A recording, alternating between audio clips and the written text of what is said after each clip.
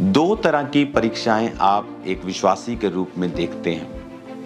एक परीक्षा होती है जैसे दाऊद की जिंदगी में तब थी जब वो भेड़ बकरियों को चराता था। इसीलिए भेड़ बकरियों को चराता था क्योंकि फैमिली में रिजेक्टेड था। इसीलिए रिजेक्टेड नहीं था क्योंकि वो पापी था। वो इसलिए रिजेक्टेड था क्योंकि उसकी बातें उनके साथ मिलती नहीं थी। वो धर्मी था।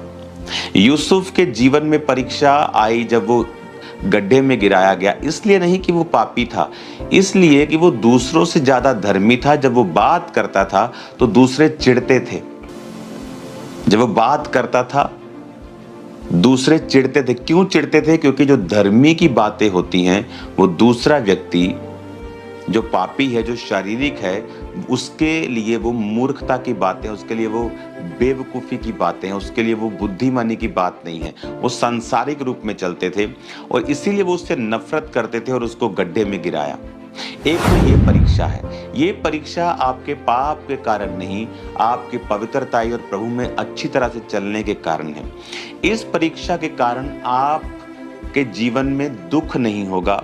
वो दुख जो आपको लगता है दुख है, वो धीरे धीरे परमेश्वर उसको आनंद में और विक्ट्री में और टेस्टिमनी में बदल देता है, क्योंकि उसी यूसुफ को परमेश्वर ने ट्रेंड किया और फिर वो प्रधानमंत्री की कुर्सी तक पहुंचा। लेकिन जो परीक्षा अधर्म के कामों के कारण और पाप के कारण आई, उसके कारण वो आपको फलवंत नहीं करती बल्कि आपको शर्मिंदा करती है। इसीलिए दाऊद जब उस पहाड़ पर भागा जा रहा था पाप के बाद, जब उसका बेटा उसके खिलाफ हो गया, तो वचन कहता है कि एक व्यक्ति आकर दाऊद को ओछा ओछा और कोसने लगा और दाऊद ने अपने लोगों को कहा, इसको कुछ मत कहना, क्योंकि जो भी ये हो रहा है ये यहोवा की ओर से हो रहा है।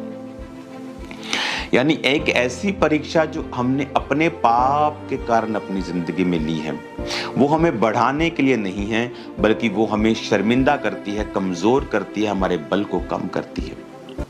लेकिन परमेश्वर कहता है कि मैं क्षमा करने वाला परमेश्वर हूं। और जब आप परमेश्वर की ओर फिर से जाते हैं और अपनी लाइफ में अपनी कमियों को रिकॉग्नाइज करते हैं कि ये मेरी जिंदगी में कमी है, और आप उसको छोड़ते हैं और आप परमेश्वर की ओर जाते हैं और परमेश्वर की प्रेजेंस में जाकर आप माफी मांगते हैं और फिर से अपनी जिंदगी को आप लाइन पर लेके आते हैं और पाप से निकलते हैं, तो परमेश्वर फिर से आपको आनंद देता है।